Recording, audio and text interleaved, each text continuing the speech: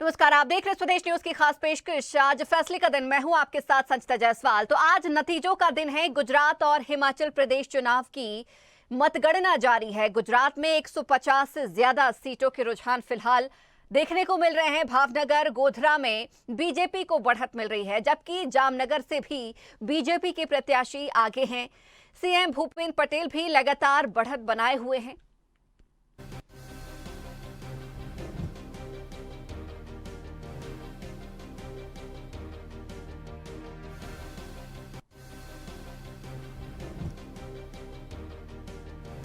तो बड़ी खबर गुजरात और हिमाचल के लिए, आज परिणाम का दिन। प्रदेश चुनाव की आपको बता दें कि गुजरात और हिमाचल प्रदेश चुनाव की मतगणना जारी है और गुजरात में 150 से ज्यादा सीटों के रुझान भी आने शुरू हो गए हैं। भावनगर, गोधरा में बीजेपी को बढ़त मिली है। जामनगर से भी बीजेपी के प्रत्याशी आगे हैं। सीएम भूपेंद्र पटेल भी लगातार बढ़त बनाए हुए हैं।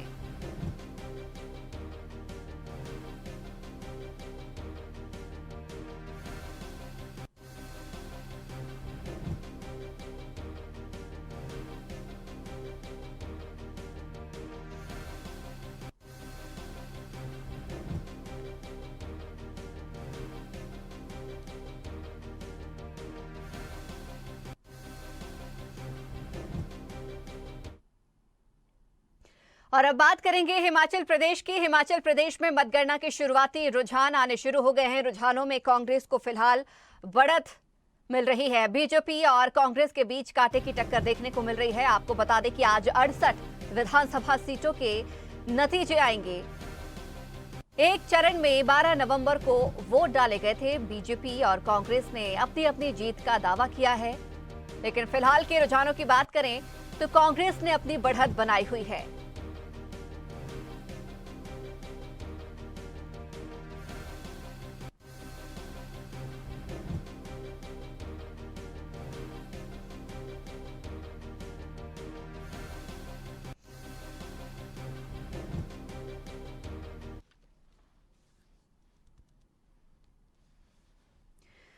तो आज गुजरात और हिमाचल प्रदेश के लिए नतीजों वाला दिन है। आपको बता दें कि गुजरात की 182 सीट तो हिमाचल की 68 सीटों पर नतीजे घोषित किए जाएंगे। दोनों ही पार्टी, बीजेपी और कांग्रेस की अगर हम बात करें तो यहां पर अपनी अपनी जीत के दावे करती हुई नजर आ रही हैं। वहीं आम आदमी पार्टी ने भी यहां पर खास एंट्री फिलहाल मारी है। लेकिन देखने वाली बात होगी, क्योंकि दोपहर बाद ही स्थिति स्पष्ट हो सकेगी कि जीत के आगे कौन चल रहा है। इस खबर पर चर्चा करेंगे, मुद्दे पर चर्चा करेंगे, क्या कुछ परिणाम रहेंगे, इस पर भी हम चर्चा करेंगे। हमारे साथ मेहमान जुड़ गए हैं, आपको रूबरू करा देते हैं। हमारे साथ बीजेपी से विवेक श्रीवास्तव जी जुड़ गए हैं, बीजेपी प्रवक्ता हैं आप। बहुत स्वागत है आपका विवेक जी। हमारे साथ कांग्रेस से अभिमन्यु त्यागी, कांग्रेस प्रवक्ता जुड़ गए हैं। अभिमन्यु जी, आपका भी बहुत स्वागत है। साथ ही हमारे साथ आम आदमी पार्टी से सैयद मोहम्मद तकी, आप प्रवक्ता जुड़े हैं, आपका भी बहुत स्वागत है। इसके अलावा हमारे साथ सीनियर जर्नलिस्ट यानी कि वरिष्ठ पत्रकार कृष्ण मोहन झा भी जुड़ गए हैं, आपका भी बहुत स्वागत है। तो चलिए मुद्दे की शुरुआत करेंगे। सबसे पहले बीजेपी की ओर जाना चाहूंगी, क्योंकि बीजेपी ने जिस तरीके से गुजरात में मेहनत की है और उसके रुझान भी आ रहे हैं, क्या लगता है, क्योंकि जीत का दावा आप भी कर रहे हैं, आम आदमी पार्टी भी कर रही है, कांग्रेस भी कर रही है। देखिए संचिता जी, गुजरात में भारतीय जनता पार्टी की सरकार पिछले 27 साल से चल रही है जी। और आपने देखा होगा कि अपनी जो वोट का परसेंटेज था उसमें थोड़ी गिरावट दर्ज की गई जी। और इस कारण से हम ये कह सकते हैं कि गुजरात में तो सत्ता परिवर्तन होने नहीं जा रहा। कि हमारे ही लोग हैं जो ये मान करके कि बीजेपी की सरकार तो बन ही जाएगी, उस मात्रा में वोट डालने नहीं निकले जी। और जिस तरह से पिछले चुनाव में देखा गया, गुजरात में पाटीदार आंदोलन के दौरान दिक्कतें पेश आई थी, ऐसा कोई आंदोलन इस बार गुजरात में भारतीय जनता पार्टी की सरकार के खिलाफ नहीं रहा जी।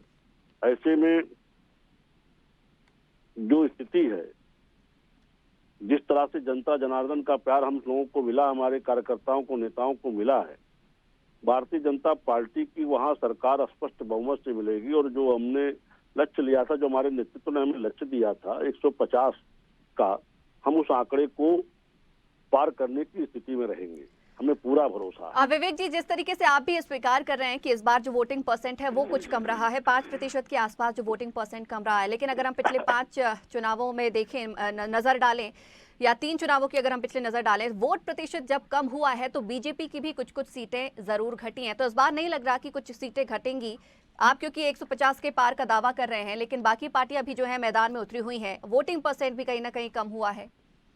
देखिए, जो हमारा जो वोटर है वो हमारे वोट में किसी पार्टी की सेंधमारी नहीं हुई है। ये ठीक है कि कुछ वोट हमारे नहीं निकले, लेकिन जो सेंधमारी जिन पार्टियों की ओर आपका इशारा है वो कांग्रेस और उनके बीच में है। वो हमारे साथ उनकी लड़ाई नहीं है, वो नंबर 2 नंबर 3 की लड़ाई में जी। भारतीय जनता पार्टी वहाँ नंबर 1 थी, नंबर 1 है, नंबर 1 रहेगी।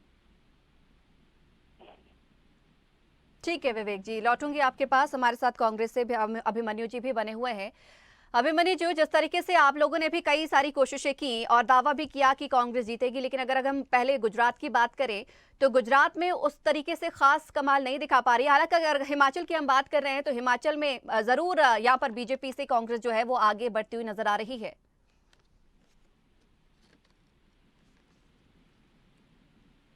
अभिमन्यु जी, आवाज पहुंच रही है आप तक मेरी? चलिए, अभिमन्यु जी को दोबारा से जोड़ने का प्रयास किया जाएगा। हमारे साथ सैयद मोहम्मद तकी, आप प्रवक्ता भी लगातार बने हुए हैं। सैयद मोहम्मद जी, जिस तरीके से देखा जाए आपने इस बार जो है गजब की एंट्री मारी है। हम अगर सबसे पहले तो आपको दिल्ली एमसीडी चुनाव की जो है वो बहुत बहुत बधाई देना चाहेंगे, क्योंकि रिकॉर्ड अपने आप में आपने कायम किया, तो बहुत बहुत बधाई पहले तो आपको।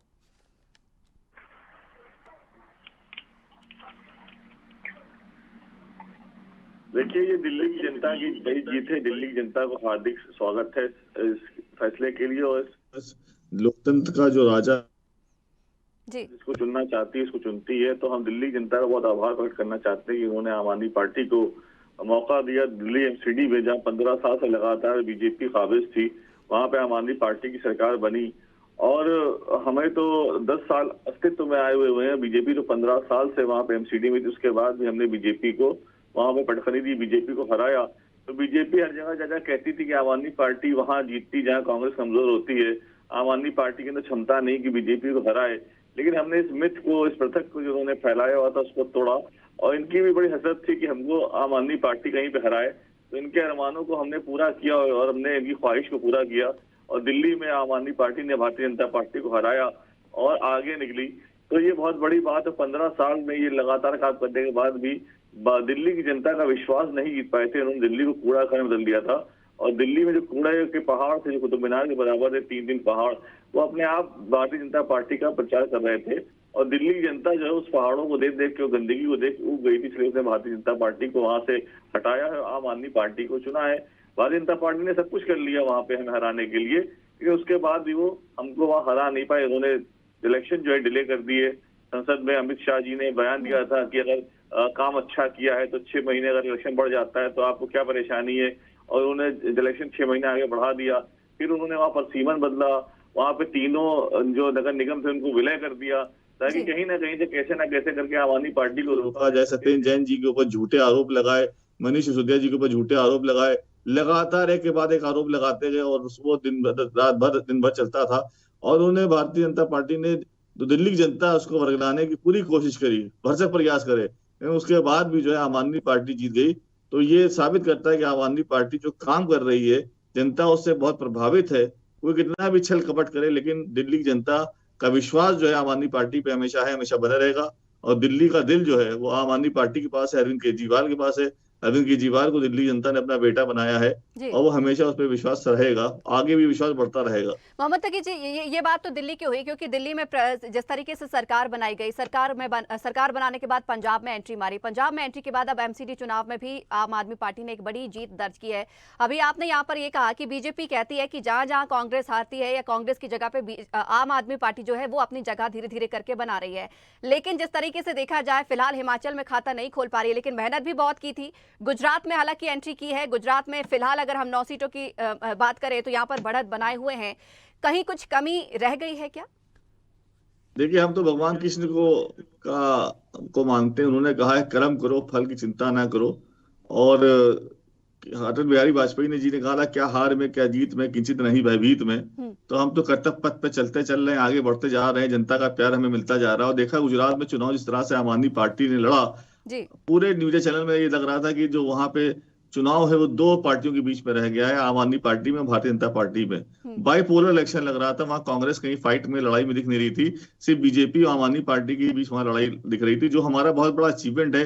ये 10 साल पुरानी पार्टी, एक इतनी बड़ी पार्टी से, जो नेशनल लेवल की पार्टी है, जिसकी केंद्र में सरकार है, जो कई राज्यों में सरकार रखे हुए है, जिसने इतना सीबीआई ईडी का सब दुरुपयोग किया हमको वहां रोकने के लिए, लेकिन फिर भी हमको रोक नहीं पाए। हमने वहां बहुत मजबूती से चुनाव लड़ा, और जो वहां लहर थी और जो वहां भीड़ दिख रही थी, वो दिख रही थी कि वो भीड़ जो है वो बड़ा परिवर्तन चाहती है, बड़ा बदलाव चाहती है गुजरात के अंदर। और वो जनता जो है गुजरात की बीजेपी से त्रस्त आ चुकी है। अभी आप शुरुआती रुझान देख रहे हैं, लेकिन मुझे पूरा यकीन है कि आम आदमी पार्टी गुजरात में एक अच्छी जीत हासिल करेगी, और वहां पे हमारी संख्या काफी अच्छी आएगी, और आम आदमी पार्टी जो है वो अपने आप को गुजरात में स्टेब्लिश करेगी, और आगे चल के गुजरात में बड़ा परिवर्तन करेगी, एक सरकार भी बनाएगी आम आदमी पार्टी। ठीक है, लौटूंगी आपके पास। विवेक जी, आपसे प्रश्न करूंगी, लेकिन आप कुछ कहना चाह रहे थे, लेकिन उसके पहले कांग्रेस के पास जाना चाहूंगी। अभिमन्यु जी हमारे साथ जुड़ गए हैं। अभिमन्यु जी, जिस तरीके से एग्जिट पोल कह रहे हैं, गुजरात में फिलहाल बीजेपी के लिए एग्जिट पोल जो सबने देखे, और हिमाचल में कांटे की टक्कर देखी जा रही है। लेकिन हालांकि अगर हम बात करें हिमाचल प्रदेश की, हिमाचल में जरूर फिलहाल बढ़त बनाए हुए नजर आ रही है। क्या लगता है, कांग्रेस इस बार वापसी करेगी? संचिता जी, आपको और पैनल मौजूद सभी लोगों को नमस्कार, जय हिंद, वंदे मातरम। देखिए संचिता जी, ये जनता क्या चाहती है, ये आज काउंटिंग चल रही है, वो पता लग जाएगा। जो जनता से जुड़े जो मुद्दे हैं महंगाई के, सब लोग परेशान हैं। ये थोपी हुई महंगाई है, पेट्रोल डीजल के दाम, सिलेंडर के दाम, ये थोपी हुई महंगाई है। और जिस तरह से बेरोजगारी बढ़ती जा रही है, भ्रष्टाचार बढ़ता जा रहा है, टूटी सड़कें, अव्यवस्था चारों ओर, अस्पतालों में डॉक्टर नहीं, इन सारे जो मुद्दे हैं, ये जो सारे मुद्दे हैं, उन मुद्दों के खिलाफ अगर जनता जाएगी तो निश्चित तौर पर कांग्रेस की सरकार बनेगी। लेकिन अगर ये ध्रुवीकरण पर, हिंदू मुसलमान के मुद्दों पर कामयाब रहे जनता को गुमराह करने में, तो कहीं ना कहीं भाजपा को लाभ मिल सकता है। आज शाम तक सारी स्थिति स्पष्ट हो जाएगी कि असली मुद्दे जीतते हैं या इनका व्यापक और झूठा प्रचार तंत्र जीतता है। ठीक है अभिमन्यु जी, लौटूंगी आपके पास भी। हमारे साथ वरिष्ठ पत्रकार कृष्ण मोहन झा भी लगातार बने हुए हैं। सर, आपसे समझना चाहूंगी, जिस तरीके से गुजरात और हिमाचल दोनों की हम बात कर रहे हैं, गुजरात में एग्जिट पोल में साफ तौर पर तस्वीरें ये कह रही थी कि बीजेपी अपनी सरकार बनाएगी, यानी कि अपना ही रिकॉर्ड जो है बीजेपी तोड़ेगी। लेकिन कांग्रेस की अगर हम बात कर रहे हैं हिमाचल में, तो यहाँ पर बीजेपी को कांटे की टक्कर देती नजर आ रही थी। और ट्रेंड भी ये रहा है पिछले कुछ 2 दशकों से कि एक बार बीजेपी ने सरकार बनाई है तो वहीं एक बार कांग्रेस ने भी सरकार बनाई है। सर, इस बार क्या कुछ लगता है, अगर दोनों ही प्रदेशों की हम बात कर रहे हैं? देखिए, निश्चित रूप से जो अभी शुरुआती रुझान दिखाई दे रहे हैं, उसमें हिमाचल में कांग्रेस आगे चल रही है। और जैसे कि वहां प्रवृत्ति रही, आप जानते हैं कि कांग्रेस में एक बार बीजेपी और एक बार कांग्रेस, जिस ढंग से हिमाचल का ट्रेंड रहा है जी, तो इस बार भी संभावना यही व्यक्त की जा रही। तमाम जो कयास हैं ये बात जरूर बता रहे हैं कि बीजेपी वहां कुछ अच्छा गेन करेगी, रिकॉर्ड तोड़ेगी। लेकिन जो वर्तमान जो परिस्थितियां हैं, उससे लग रहा है कि हिमाचल में कांग्रेस कुछ बेहतर करने जा रही है।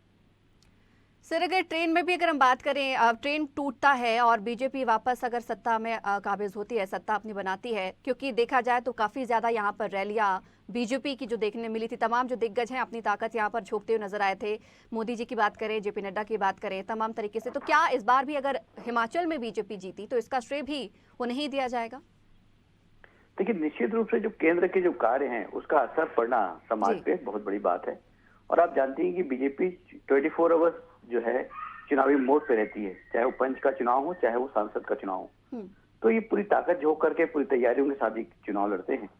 तो निश्चित रूप से उनकी जो रणनीति होगी हिमाचल चुनाव को जीतने की है, और ये पहले से काम शुरू कर देते हैं। जब तक दूसरी पार्टियां काम शुरू करें उसके पहले ही चुनावी मैदान में कूद चुके होते हैं। तो मुझे लगता है कि जिस ढंग से हिमाचल में तैयारी थी, नड्डा जी चूंकि वहीं के रहने वाले हैं, वहीं से हैं, बिलोंग करते हैं, अनुराग ठाकुर को जिस ढंग से वहां लगाया गया था, तो पूरी ताकत जो है बीजेपी ने वहां झोंक दिया है अपने अस्तित्व को बनाए रखने के लिए, अपनी जीत को बरकरार रखने के लिए। ठीक है सर, लौटूंगी आपके पास। विवेक जी की तरफ रुख करेंगे। विवेक जी भी कुछ कहना चाह रहे थे। जिस तरीके से विवेक जी, आम आदमी पार्टी कह रही है कि अगर कांग्रेस भी यही आरोप भी लगा रही है कि अगर जनता को बीजेपी गुमराह करने में कामयाब हो गई तो सरकार में आ सकती है, वरना दोनों ही पार्टियां अपनी अपनी जीत के दावे भी लगातार कर रही हैं। लेकिन अगर हम बात कर रहे हैं गुजरात में, तो कहीं ना कहीं बढ़त फिलहाल बनाए हुए हैं, लेकिन हिमाचल में फिलहाल आपको कांग्रेस काटी की टक्कर देती नजर आ रही है? देखिए संचिता जी, हिमाचल में जो कॉन्स्टिट्यूंसी जो छोटी है उसमें मतदाताओं की संख्या कम है, जी तो वहाँ टक्कर तो हमेशा कांटे की होती है। जी इन्हीं कांटे की टक्कर में से फैसले निकलते हैं। ये सही बात है कि ट्रेंड रहा है कि एक बार बीजेपी एक बार कांग्रेस, लेकिन मुझे पूरा भरोसा है कि इस बार ये ट्रेंड वहाँ टूटेगा, भारतीय जनता पार्टी दोबारा सरकार बनाएगी। रही बात अभी जो हमारे मित्र तकी साहब एमसीडी चुनाव के बारे में कह रहे थे, इनके जो पोस्टर लोग फिगर थे, सिसोदिया जी, सत्येंद्र जैन जी, इन लोगों के क्षेत्रों में तो आम आदमी पार्टी का प्रदर्शन निराशाजनक रहा है।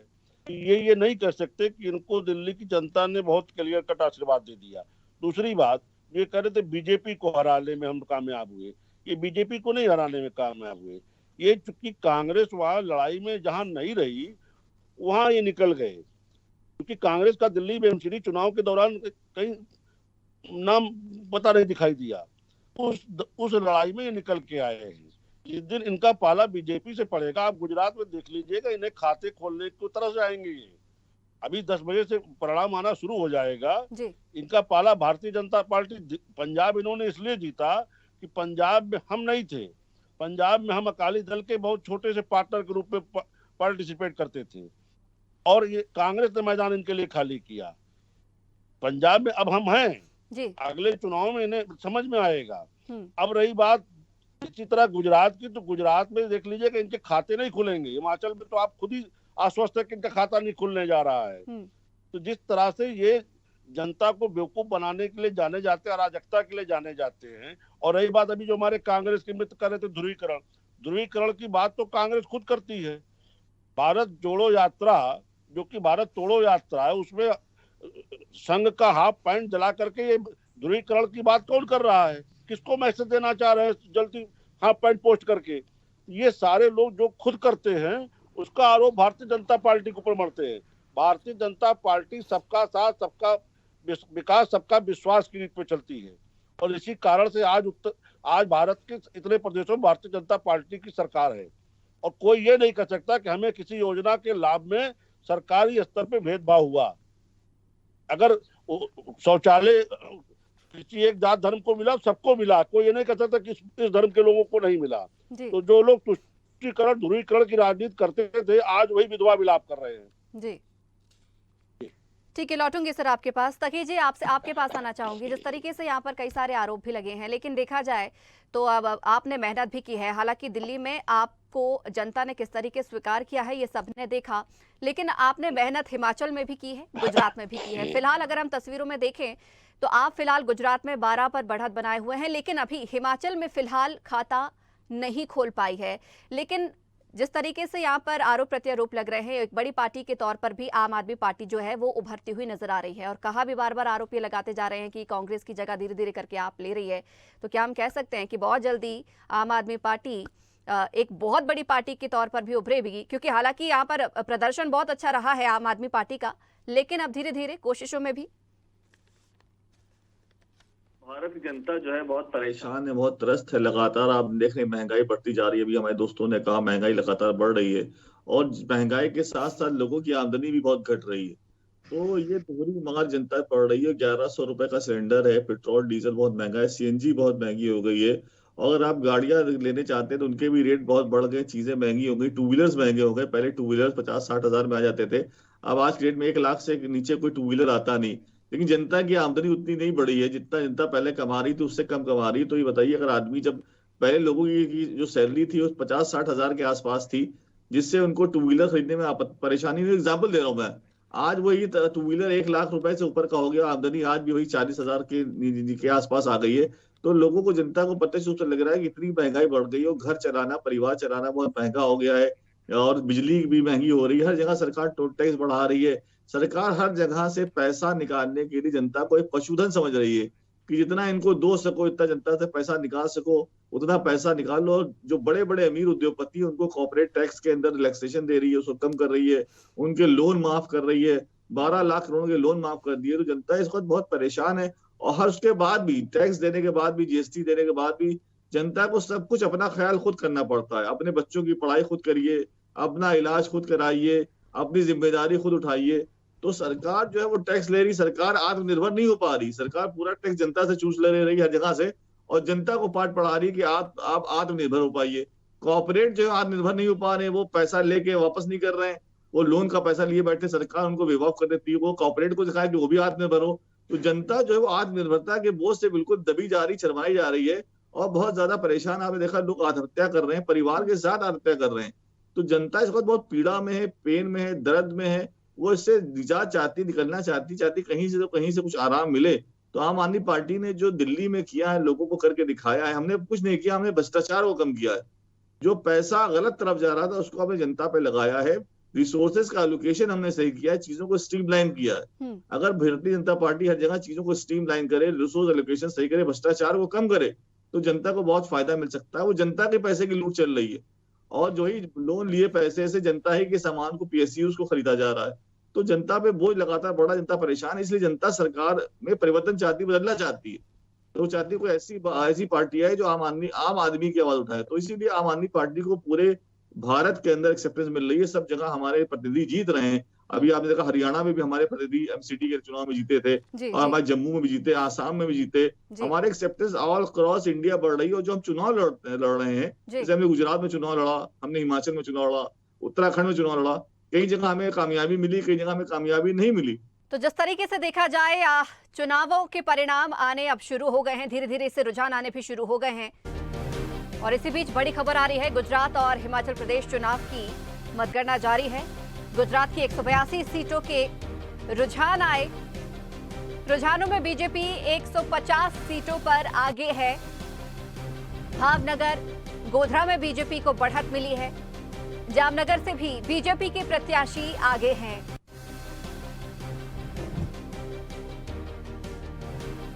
तो बड़ी खबर, गुजरात और हिमाचल में चुनावों के परिणाम आने शुरू हो गए हैं। अभी आपको बता दें, रुझान आने शुरू हो गए हैं। 182 सीटों पर रुझान आने शुरू हुए। गुजरात की 150 सीटों पर फिलहाल अगर हम बीजेपी की बात करें तो बीजेपी अपनी बढ़त बनाए हुए हैं।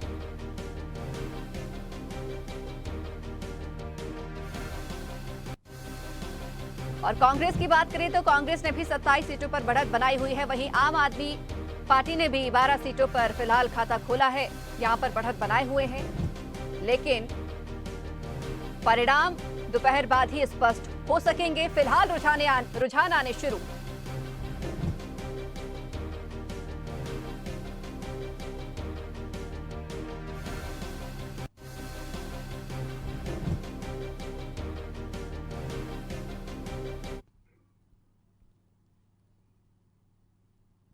और आइए अब अगली बड़ी खबर की ओर रुख करेंगे। बड़ी खबर दिखा रहे हैं हम आपको हिमाचल से। हिमाचल प्रदेश में बीजेपी और कांग्रेस के बीच कांटे की टक्कर देखने को मिल रही है। रुझानों में कांग्रेस को बढ़त और बीजेपी कांग्रेस के बीच कांटे की टक्कर। अगर हिमाचल में हम बात करें तो कांग्रेस ने 35 सीटों पर बढ़त बनाई हुई है, तो बीजेपी ने 31 सीटों पर बढ़त बनाई हुई है। फिलहाल आप यहां पर खाता नहीं खोल पाई है, तो रुझानों में कांग्रेस को बढ़त मिलती देखी जा सकती है। बीजेपी और कांग्रेस के बीच कांटे की टक्कर देखने को मिल रही है। 68 विधानसभा सीटों के आज नतीजे घोषित किए जाएंगे। रुझानों में आपका सफाया देखा जा सकता है।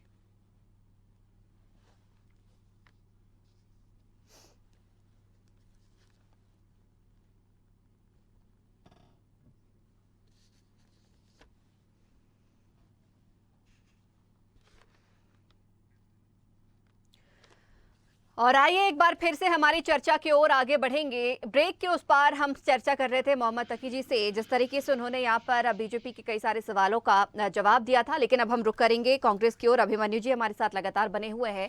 अभिमन्यु जी, जिस तरीके से अब धीरे धीरे कहा जा रहा है कि कांग्रेस पार्टी की जगह अब आम आदमी पार्टी लेने लगी है, लेकिन हिमाचल में फिलहाल किसी तरीके का कोई उन्होंने खाता नहीं खोला है, लेकिन गुजरात में जरूर कुछ परफॉर्म कर पाई है। बीजेपी भी हालांकि यही कहती रही है कि अब कांग्रेस जहां जहां हारती है वहां आम आदमी पार्टी नजर आती है। इस पर आप क्या कहेंगे? क्या आपकी जगह ले पाएगी आम आदमी पार्टी? संचिता जी, कांग्रेस पार्टी का स्पष्ट तौर पर मानना है कि आम आदमी पार्टी और भारतीय जनता पार्टी एक दूसरे की बी टीम है। जहां भाजपा को दिक्कत होती है वहां आम आदमी पार्टी भागकर पहुंच जाती है। ये तो सब लोग जानते हैं। आज जहां मुद्दा ये होना चाहिए था कि रोजगार मिले लोगों को, मुद्दा होना चाहिए था कि कैसे भ्रष्टाचार को रोका जाए, मुद्दा होना चाहिए था कि कैसे महंगाई को रोका जाए, बस से लेकर ट्रेन तक के टिकट महंगे हो गए हैं, आटा से डाटा महंगा हो चुका है। वहां केजरीवाल साहब मांग कर रहे थे कि भारतीय करेंसी पर देवी देवताओं का चित्र हो। ऐसे वक्त पर जहां मुद्दों आधारित चुनाव होना चाहिए था, ये धार्मिक आधार पर चुनाव लड़ रहे थे। तो हम साफ तौर पे समझ सकते हैं, जनता साफ तौर पे समझ सकती है कि भारतीय जनता पार्टी की मदद करने के लिए पीछे पीछे हमेशा, चाहे आम आदमी पार्टी हो चाहे ओवैसी जी की पार्टी हो, लगे रहते हैं, बहुत प्रयास करते हैं। लेकिन जनता कब जागेगी वो वक्त बताएगा। जहां तक मेरा मानना है, हिमाचल और गुजरात पे बहुत बड़ा परिवर्तन होने जा रहा है, कांग्रेस पार्टी की सरकार बनने जा रही है। ठीक है, लौटूंगी आपके पास। हमारे साथ वरिष्ठ पत्रकार कृष्ण मोहन झा भी लगातार बने हुए हैं। सर, आपसे भी समझना चाहूंगी, अगर हम दोनों ही प्रदेशों की बात कर रहे हैं तो गुजरात में हमें इस बार जो है 5% वोटिंग जो है कम देखने को मिली है, और बार बार हिमाचल में भी ट्रेंडिंग की बात की जा रही है। बीजेपी भले ही यहाँ पर कह रही है कि ट्रेन टूटेगा, लेकिन अभी तक जो तस्वीरें वहां से सामने निकलकर यही आ रही हैं कि लगातार जो है, अभी फिलहाल की बात करें तो कांग्रेस जो है वहां पर बढ़त बनाए हुए है। आम आदमी पार्टी वहां पर खाता नहीं खोल पाई है, अभी तक रुझानों में कोई तरीके का कुछ भी वहां पर देखने को नहीं मिला है, लेकिन गुजरात में जरूर जो है आम आदमी पार्टी कुछ परफॉर्म कर रही है। सर, क्या लगता है इस बार के समीकरण कहां बैठेंगे? आपने देखा होगा कि जो 35 सालों से हिमाचल का जो समीकरण जी, वो इसी तरह रहा है कि 5 साल कांग्रेस, 5 साल बीजेपी। तो ये जो अभी तक का जो समीकरण रहा है, और अभी भी इसी ढंग से हम देख रहे हैं जो शुरुआती रुझान है, और आप देख रहे हैं कि अब 9:30 बज रहा है, तो आप ये देखेंगे कि 10 बजे के बाद जो स्थिति सामने होगी वो अंतिम तक के मेंटेन रहती है। क्योंकि 10 बजे, क्योंकि अब ईवी के माध्यम से जब से गणना शुरू हो गई है, तो 10 बजे के आसपास जो है जो पकड़ बनी रहती है किसी भी राजनीतिक दल की, वो अंतिम तक कायम रहती है। तो ऐसे में 10 के बाद ही तय हो पाएगा कि हिमाचल में स्थिति क्या हो रही है। लेकिन अभी नेक टू नेक फाइट वहाँ चल रही है, और मुझे लगता है कि बीजेपी ने पूरी ताकत वहाँ पे झोंकी थी। और आप जानती हैं कि बीजेपी मोदी और अमित शाह को सामने रख करके हर चुनाव लड़ रही है। ये उन्होंने तय कर रखा है कि जहां भी चुनाव होंगे तो मोदी और अमित शाह सामने होंगे। तो हिमाचल में उन्होंने बहुत जबरदस्त ढंग से सभाएं की थी, और उसका कितना इफेक्ट पड़ता है ये अपने को 1 घंटे बाद पता चलेगा। लेकिन जहां तक आपने आम आदमी पार्टी की बात की, ये मुट्ठी भर लोगों ने एक आम आदमी पार्टी का गठन किया था। मैंने लिखा भी था जब ये काम कर रहे थे, इनका आंदोलन चल रहा था, तो मैंने लिखा था कि इतिहास रचने की दिशा में काम कर रहे हैं।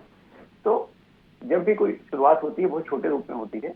निश्चित रूप से इन्होंने कम समय में एक अपनी जगह बनाई है। पंजाब की बात करें, दिल्ली की बात करें, गुजरात में भी आज यदि वो एक सीट भी लेते हैं तो उनके लिए बहुत बड़ा अचीवमेंट है, क्योंकि गुजरात मोदी और शाह का गढ़ है, बीजेपी का गढ़ माना जाता है, और 27 साल से भाजपा सरकार है।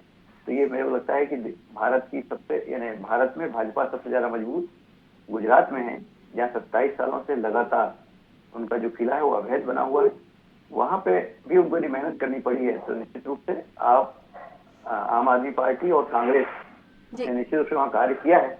इस वजह से मोदी जी को भी डोर टू डोर संपर्क करना पड़ा है। सर, एक बात और आपसे समझना चाहूंगी, जिस तरीके से गुजरात में यहाँ पर बीजेपी ने दावा किया कि 150 के पार इस बार जो है वो सीटें लेकर आएगी, लेकिन गुजरात चुनाव को भी सर 2024 से जोड़कर भी देखा जा रहा है। लेकिन अगर यहाँ पर बीजेपी अपनी बात में सही साबित होती है तो एक बड़ा फायदा के तौर पर भी इसे 2024 में हम देख सकते हैं बीजेपी के लिए। देखिए, निश्चित रूप से कोई भी जब आप परीक्षा देते हैं, जब माँ बाप आपसे पूछते हैं कि बेटा क्या रिजल्ट आएगा, तो 100% की बात ही करते हैं जी। और उसके बाद जब रिजल्ट आता है तो फिर उसमें एक्सक्यूज निकल के आता है। तो हमेशा भी कोई भी राजनीतिक दल जब चुनाव लड़ता है तो उसकी अपेक्षाएं बिल्कुल पूरी की पूरी होती है। यदि आपको ध्यान होगा कि जब मध्य प्रदेश राजस्थान में चुनाव हुए थे तो अमित शाह ने नारा दिया था अब की बार 200 पार, और स्थिति हो गई थी 107 सीट पर बीजेपी रुक गई थी।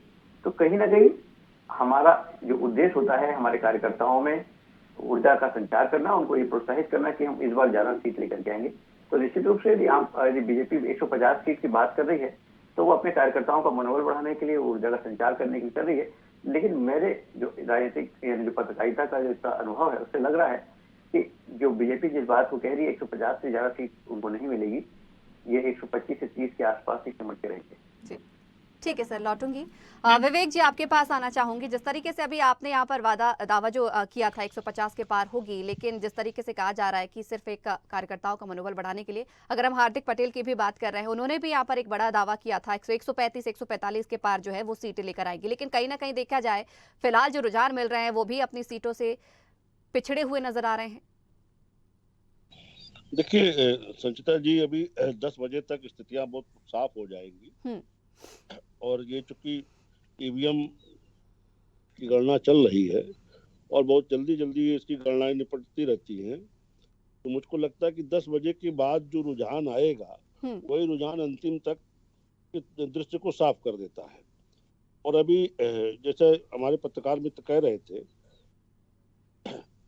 ये सही बात है कि 10 बजे के बाद जो आंकड़े आएंगे वही अंतिम तक दिखाई देते हैं। तो अभी जो 150 सीटों पे बीजेपी की बढ़त आपको गुजरात में दिखाई दे रही है, ये बढ़त मुझको लगता है कि धीरे धीरे बढ़ेगी। और आप देखिएगा कि 2 बजे के आसपास मुझे गुजरात का जहां तक उम्मीद है पूरा रिजल्ट आ जाएगा और 150 से ज्यादा सीटें भारतीय जनता पार्टी वहां जीतने में कामयाब होगी। हार्दिक पटेल जी भी जीतेंगे, हो सकता है किसी बूथ पे वो पिछड़ रहे हो। अभी 10 बजे के बाद आंकड़े स्पष्ट हो जाएंगे, थोड़ा सा और इंतजार करने की आवश्यकता है इस पे। बिल्कुल इंतजार रहेगा। लौटूंगी विवेक जी। हमारे साथ अभिमन्यु जी भी बने हुए हैं। अभिमन्यु जी, मुद्दों की बात यहाँ पर कुछ देर पहले की जा रही थी कि मुद्दे जो होने चाहिए वो इस बार चुनावी मैदान से नदारद हैं। चूंकि आपने कहा था कि महंगाई नहीं दिखाई दे रही है, महंगाई को लेकर बीजेपी कुछ करती नजर नहीं आ रही है, बेरोजगारी को लेकर बात नहीं कर रही है। कांग्रेस इस बार किन मुद्दों को लेकर मैदान में है? संचिता जी, कांग्रेस पार्टी हमेशा मुद्दे आधारित चुनाव लड़ती है, मुद्दे आधारित आंदोलन करती है और जिस प्रकार से महंगाई बढ़ती जा रही है, सिलेंडर हो, चाहे बिजली हो, चाहे पेट्रोल हो, चाहे डीजल हो, चाहे सीएनजी हो, चाहे पीएनजी हो, चाहे बस और रेल का किराया हो, चाहे मेट्रो का किराया हो, हर तरफ चारों ओर से मार आम आदमी को पड़ रही है। और इसके अलावा जिस तरह से भ्रष्टाचार का तंत्र लगातार बढ़ता जा रहा है, सब लोग जानते हैं भ्रष्टाचार कितना इनकी सरकारों में बढ़ रहा है। सब जान रहे हैं कि किस तरह से महंगाई में आटा, दाल, सब्जी महंगी हो रही है। एम्स की ये बात करते हैं, एम्स ना तो गुजरात में, हिमाचल में कहीं कोई एम्स नहीं, शिक्षकों की भर्ती नहीं है, अस्पतालों में डॉक्टर नहीं है, अस्पतालों में दवाइयां नहीं है, टूटी हुई सड़कें। मोरबी हादसा में सब लोगों ने देखा कि किस तरह से जो असली गुनहगार है वो आज भी खुलेआम घूम रहा है। रात ही रात में सड़क का निर्माण हुआ, जब आदरणीय पीएम साहब जो मोरबी हादसे में जो घायल लोग थे उनसे मिलने गए, रात ही रात में अस्पताल की मरम्मत हुई। ये सब जो मामले हैं ये इनके काम की कलाई खोल चुके हैं, जनता इनको जान चुकी है। जनता अगर मुद्दे आधारित जो असली मुद्दे हैं हमेशा महंगाई के, भ्रष्टाचार के, रोजगार के, शिक्षा के, स्वास्थ्य के, अगर जनता उन चीजों को, उन मुद्दों को माइंड में रखकर वोट करेगी, वोट की होगी, तो निश्चित तौर पर भाजपा की सरकार जाने वाली है। और अगर जनता को इन्होंने अपना जो ये पैकेजिंग करते हैं, अपने नए मुद्दे लाते हैं, ध्रुवीकरण के, जातियों के मुद्दे लाते हैं, विक्टिम कार्ड खेलते हैं, तो उन मुद्दों पर किस तरह से गुमराह करते हैं वो शाम तक स्पष्ट हो जाएगा। ठीक है सर, लौटूंगी। मोहम्मद तकी जी, आपके पास आना चाहूंगी। जिस तरीके से कांग्रेस ने तो अपने मुद्दे गिनाए कि महंगाई, बेरोजगारी, स्वास्थ्य, शिक्षा को लेकर मैदान में है, अगर हम आम आदमी पार्टी की बात करें तो इस बार आप किन मुद्दों को लेकर मैदान में है? देखिए, ये किसी पार्टी विशेष के मुद्दे नहीं, कमोबेश जनता के मुद्दे, जनता की परेशानी की बात है और जनता बहुत परेशान है। ये इसमें किसी छपा नहीं। हमने जो कुछ भी देखा गुजरात में पिछले चुनाव के दौरान, हमने देखा कि वहां पे हमारे अरविंद केजरीवाल जी को आतंकवादी तक कहा गया। मुख्यमंत्री जो उत्तर प्रदेश से आते हैं वो केजरीवाल जी को कहते हैं वो आतंकवादियों के साथ ही आतंकवादी है। एक ऐसी पार्टी का मुखिया जिसकी 2 स्टेट में सरकार है और जो गोवा में उसके एमएलए हैं, वो अब वहां दिल्ली में एमसीडी में भी आ गई। ऐसे व्यक्ति को आप खुलेआम सरेआम कह रहे हैं कि वो आतंकवादी है। इस तरह की भाषा शैली जो है कौन सी मर्यादा बताती है, लोकतंत्र में कौन सी मर्यादा रह गई? तो ये सब बातें करना गलत है। इस तरह का दुराप्रचार करना, इस तरह की बातें करना, हमने पहले योगी जी को नहीं देखा, इससे पहले भी हमने देखा कि आदर्श वर्मा जो है वो भी वहां पे दिल्ली में इस तरह की बातें करते दिखाई दिए। तो ये सब बातों से, और जब करता आदमी, जो आदमी फ्रस्ट्रेट हो जाता है, उसको जनता को बताने के लिए कुछ होता नहीं। पहली बार देखा कि गुजरात के चुनाव में 27 साल, जहां गुजरात में आप लोग सब कह रहे हैं 27 साल से बीजेपी बहुत बात हुई थी। उसी विकास के मॉडल के ऊपर केंद्र में सरकार आई और वो पिछले 7-8 साल से काबिज है।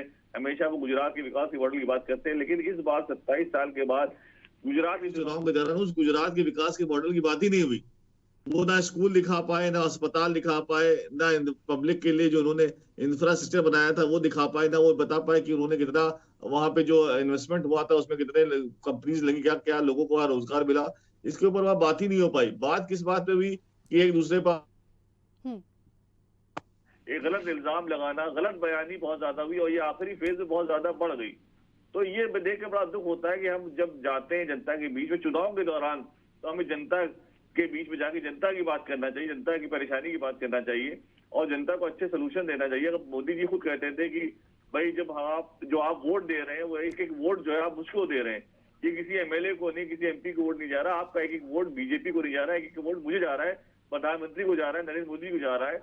और कल कोई सवाल होता है, कोई परेशानी होती है, तो उस सवाल का जवाब मैं दूंगा। मोहम्मद तकी जी, आप यहाँ पर गुजरात के विकास मॉडल की बात कर रहे हैं कि जिस तरीके से यहाँ पर बात करती बीजेपी आई थी, लेकिन वो नजर नहीं आया। लेकिन अगर अभी के हम चुनावों की बात करें तो दिल्ली मॉडल की बात भी आप आज भी पार्टी भी करती हुई नजर आ रही थी, लेकिन उस हिसाब से उसका रुझान देखने को नहीं मिल रहा है। देखिए, हमारा पार्टी जो है वो चुनाव में जाती है तो चुनाव जीतने के लिए जाती है और हम भी जहाँ जहाँ इलेक्शन लड़ते हैं, चुनाव जीतने के लिए लड़ते हैं। हमने अपना जो हमने किया वो हमने जनता के बीच में रखा। अब ये जनता जो जनार्दन है, जनता ही सर्वोच्च, जनता को जिसको सही लगा उसको चुना। हम उस फैसले का स्वागत करते हैं जो जनता ने लिया है। लेकिन हमने जनता के बीच में दिल्ली के विकास मॉडल की बात करी, हमने शिक्षा की बात करी, हमने अस्पतालों की बात करी, हमने कहा हमने महिलाओं को फ्री ट्रांसपोर्टेशन दिया है, उसकी बात करी। हमारे पास बात करने के लिए बहुत सारी चीजें थी। हमने महंगाई की बात करी, हमने रोजगार की बात करी, हमने सरकारी नौकरियों की बात करी, हमने पुरानी पेंशन बहाल करने की बात करी। हमने वो सारी बातें करी जो जनता को इस पर चाहिए, जनता के लिए जरूरी है। हमने किसी के ऊपर झूठे आरोप नहीं लगाए, हमने किसी के ऊपर अपशब्द नहीं गए, हमने उस तरह की भाषा शैली का इस्तेमाल नहीं किया जिस तरह की भाषा शैली का भारतीय जनता पार्टी ने इस्तेमाल किया है। तो इस पूरे चुनाव में हमने देखा कि जो भाषा का स्तर है और जो इल्जाम लगाने की प्रक्रिया वो नीचे गिरता गया, बहुत ज्यादा होता गया। जनता के जो मुद्दे थे उनको छुपाने की, ढकने की कोशिश करी गई इस तरह की बयानबाजी को देके, इस तरह की बातों करके। और ये साफ तौर से हताशा दिखा रही थी भारतीय जनता पार्टी ने कि 27 साल के बाद भी इनके पास जनता को बताने के लिए उपलब्धियों के तौर पे कुछ भी नहीं था।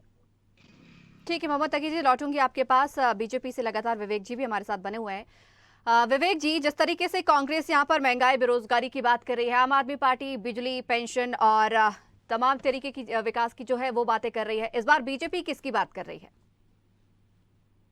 देखिए संचिता जी, हमने अपने 27 साल के गुजरात में जो विकास किया, जो डबल इंजन की सरकार का हमने दम दिखाया, जो केंद्र सरकार की योजनाओं का, प्रदेश सरकार की योजनाओं का लाभ जनता तक सीधे पहुंचाने में हम कामयाब हुए और जो जनता के बीच हम उपस्थिति 365 दिन 24 घंटे हमारे कार्यकर्ताओं की रहती है, उस जो हमारा जो जनता से साथ जो कनेक्शन है, उस कनेक्शन के दम पे हम अपने जीत का दावा करते हैं। जो लोग यहाँ बैठ करके महंगाई की बात कर रहे हैं, ये बात तो कर रहे हैं लेकिन महंगाई के नाम पे ढकोसला करते हैं। जहाँ इनकी सरकार है वहाँ इन्होंने महंगाई से जनता को निजात दिलाने के लिए कौन से कदम उठाए हैं, आप आंकड़े उठा करके देख लीजिए।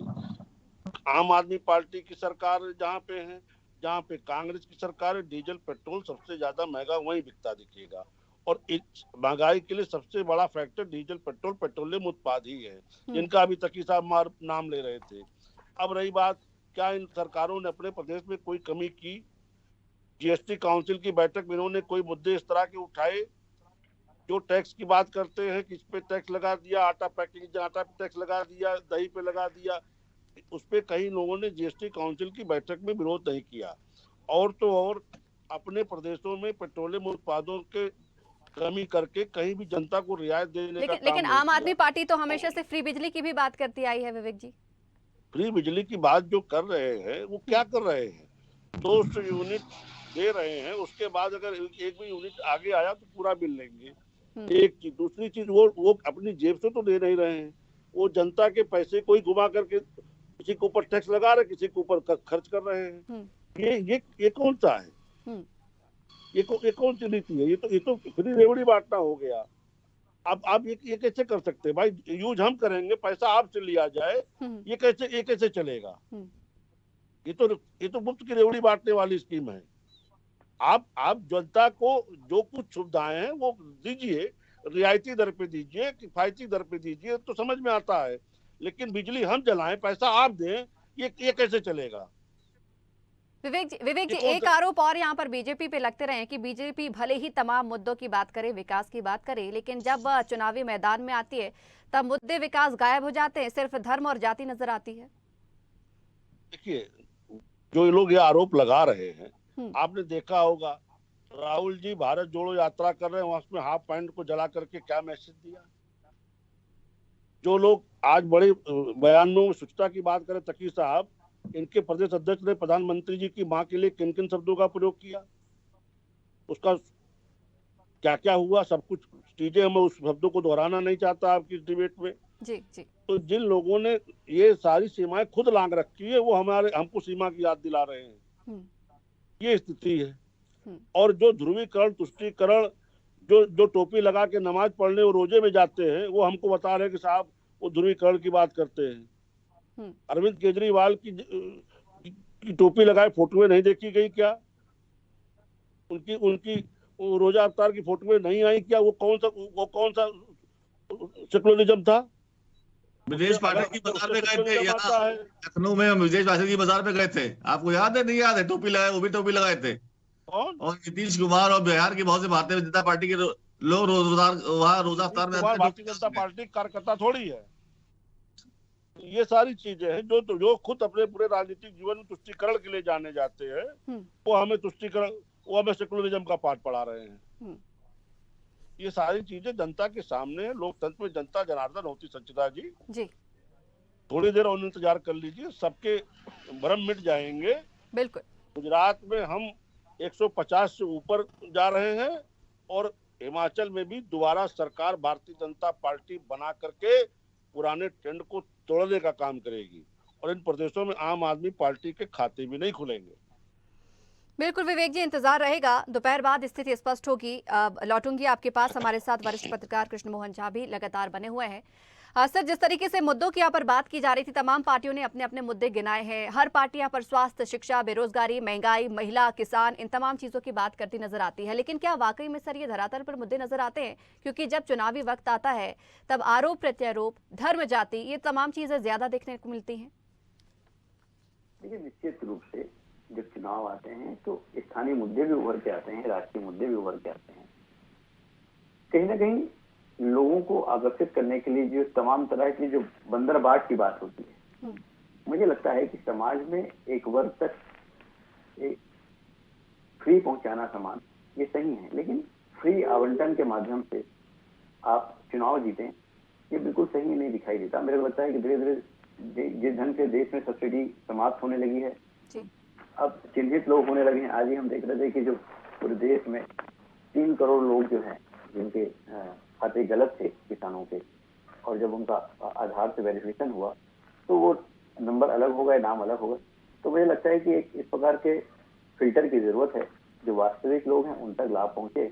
लेकिन चुनाव में जिस ढंग से एक बयार चल जाती है, कृषि ऋण माफ कर देंगे, बिजली माफ कर देंगे, पानी फ्री दे देंगे, तो ये फ्री वाली चीजों से यदि मध्यम वर्गीय परिवार पे सबसे बड़ा बोझ पड़ता है। क्योंकि आप देखते हैं कि जो अपर क्लास है और जो लोअर क्लास है वो ज्यादा प्रभावित इन बातों से नहीं होता, लेकिन जो सबसे बड़ा जो वर्ग है भारत में मतदाताओं का, वो वर्ग है मध्यम वर्गीय परिवार है, जो इससे काफी इफेक्टेड होता है। तो मुझे लगता है कि जिस ढंग से निर्वाचन आयोग ने एक बहस छेड़ी है, सुप्रीम कोर्ट में एक बात गई थी कि जो मुफ्त आवंटन की बात, मुफ्त बात करने की बात है, तो इनको ये दिखाना चाहिए कि भाई हम कहाँ से पूरा करें। कहीं ना कहीं ये आम आदमी की जेब पे बहुत बड़ा असर पड़ रहा है। और अभी हम जो महंगाई की बात कर रहे हैं, सब प्रकार की बात कर रहे हैं, तो उसका सीधा असर किसी और को नहीं पड़ रहा है, जो आपका मतदाता है उस पर पड़ता है। बिल्कुल सर, ठीक कहा आपने, आपकी बात से पूर्णतः सहमत भी हूँ। लेकिन सर यहाँ पर देखा जाए तो सबसे ज्यादा जो है वोट धर्म जाति भी बटोर ले जाते हैं। लेकिन इस बार क्या हम जनता पे यही भरोसा दिखा सकते हैं कि इस बार धर्म जाति के नाम पर न वोट देकर इस बार जनता जो है वाकई किस तरीके से कौन सी सरकार उनके लिए बेहतर होगी वही इस बार देखने को मिलेगा, ये हम कह सकते हैं जनता पर भरोसा जताते हुए? देखिए, निश्चित रूप से जब आजादी के बाद से भी हम देखते हैं, चुनाव का नोटिस करते हैं, तो समय समय पर मुद्दे यही थे, मुद्दों का विस्तार होता गया। ये रहा है कि जो तुष्टिकरण की जो राजनीति हुई है कि सभी राजनीतिक दलों के माध्यम से, उससे वोट जो है उसका ध्रुवीकरण हुआ, वोट का फायदा मिला। और अब समाज में एक जागरूकता दिखाई दे रही है। डिजिटल युग है, आम मतदाता जो है मोबाइल लेके चल रहा है, वो कार्यों को विश्लेषण कर रहा है, कितना सही है कितना गलत है। मुझे लगता है कि गुजरात और हिमाचल के जो चुनाव परिणाम है काफी कुछ आने वाली राजनीतिक परिस्थितियों पर असर डालेंगे और देश की दिशा को भी तय करेंगे। और आज जो आम मतदाता है उसको इतनी जल्दी आप इन्फ्लुएंस नहीं ला सकते, उसको प्रभावित नहीं कर सकते। तो मुझे लगता है कि बहुत अच्छी शुरुआत होगी आने वाले समय के लिए। चलिए सर, बहुत शुक्रिया हमारे साथ जुड़ने के लिए। आप सभी मेहमानों का बहुत बहुत शुक्रिया हमारे साथ जुड़ने के लिए, इस चर्चा में शामिल होने के लिए। तो आपको बता दें कि आज गुजरात और हिमाचल प्रदेश के लिए फैसले का दिन है। अगर हम गुजरात की बात करें तो गुजरात में बीजेपी 150 पार सीटों की बात कहती नजर आ रही है, तो हिमाचल में कांग्रेस अपनी सरकार बनाने का दावा करती हुई नजर आ रही है। आपने भी काफी मेहनत की, लेकिन फिलहाल अगर हम देखें तो गुजरात में कुछ सीटों पर यहाँ पर खाता खोला है, लेकिन फिलहाल रुझानों में भी हिमाचल में आपका सफाया नजर आ रहा है। हालांकि किसका होगा राज तिलक, किस राज्य में कौन सी पार्टी अपनी सरकार बनाएगी, कुछ ही देर में स्पष्ट होगा। बने रहिएगा स्वदेश न्यूज के साथ। इसी के साथ हमारी इस खास पेशकश में फिलहाल इतना ही। देखते रहिए स्वदेश न्यूज, सबसे पहले देश।